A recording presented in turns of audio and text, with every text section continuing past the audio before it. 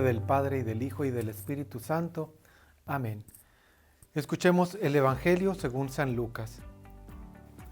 En aquel tiempo Jesús dijo a sus discípulos: No es posible evitar que existan ocasiones de pecado, pero hay de aquel que las provoca. Más le valdría ser arrojado al mar con una piedra de molino sujeta al cuello, que ser ocasión de pecado para la gente sencilla. Tengan pues cuidado. Si tu hermano te ofende, trata de corregirlo, y si se arrepiente, perdónalo.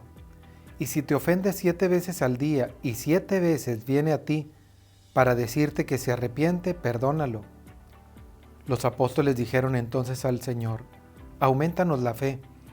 El Señor les contestó: Si tuvieran fe, aunque fuera tan pequeña como una semilla de mostaza, podrían decirle a ese árbol frondoso: arráncate de raíz y plántate en el mar, y los obedecería. Palabra del Señor. Hay 2 momentos muy interesantes de este Evangelio. El primero, el de no ser ocasión de pecado, y el segundo, la capacidad de perdonar hasta 7 veces, si la persona 7 veces en el día va a pedirnos perdón. En la segunda es bien importante cómo los apóstoles decían: aumentanos la fe, Señor, como que esto está muy difícil. Pero eso es lo que hay que pedirle: aumentanos la fe, danos el don de la fe. Pero yo quisiera ir sobre todo a la primera parte. Dice Jesús: no es posible evitar que existan ocasiones de pecado, es decir, tentaciones va a haber. Distingamos, tentación no es sinónimo de pecado. Tentación es la invitación, situaciones que se presentan que me pueden llevar al pecado.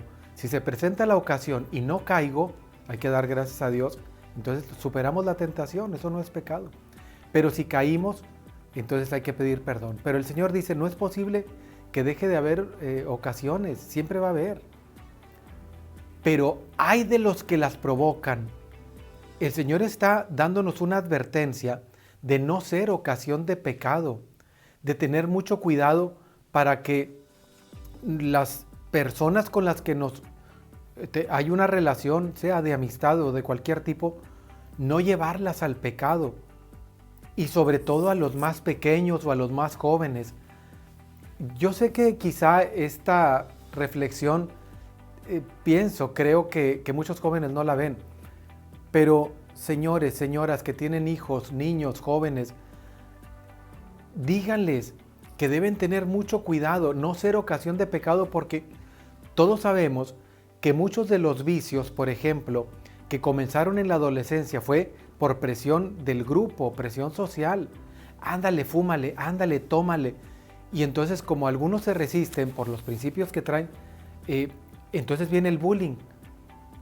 Y terminan cediendo. Dice el Señor: hay de los que son ocasión de pecado. No ser ocasión de pecado. Tener cuidado. Por eso es tan grave pecados como el narcotráfico, porque promueve que los jóvenes se droguen. Incluso muchos niños se drogan. O muchos van cayendo en corrupción. Es ocasión de pecado. Por eso la pornografía es pecado tan grave, porque va induciendo a otros pecados, no solamente a la lujuria.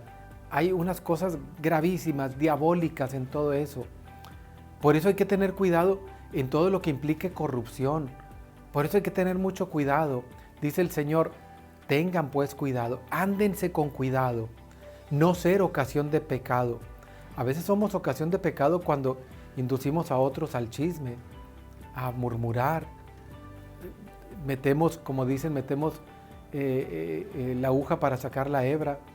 Tener mucho cuidado, no ser ocasión de pecado. El Señor hace una advertencia muy grave. Más le valdría a esa persona, sería más conveniente que le arrojaran atado con una piedra de molino que ser ocasión de pecado. Fíjate la advertencia del Señor tan fuerte. No seamos ocasión de pecado, cuidemos, dice el Señor, tengan cuidado. Hay que analizar mucho. Si yo hago que otro caiga en pecado, estoy cometiendo algo muy, muy, muy grave.